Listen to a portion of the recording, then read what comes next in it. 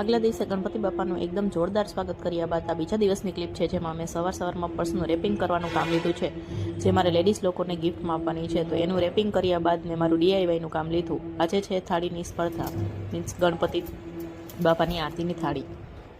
તો એ આરતીની થાળીમાં રાખવા માટે મારે ઝાડ બનાવવું હતું. તો એ ઝાડ મેં વાયર અને ફોઇલ પેપરમાંથી બનાવેલું છે, જે આવી રીતે ફોઇલ પેપરને રેપ કરીને બનાવ્યું છે.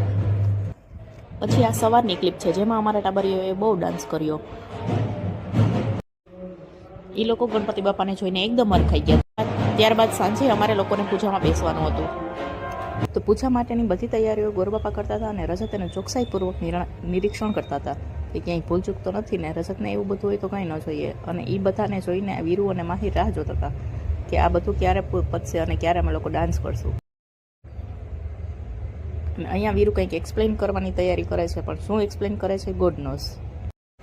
પછી અમે લોકોએ ગણપતિ બાપાને સ્નાન કરાવ્યું અને સરસ મજાની પૂજા કરી. રજતે ગણપતિ બાપાને હાર પહેરાવ્યો અને દીવાબત્તી કરી. પછી ચાલુ થઈ જેમ છોકરાઓ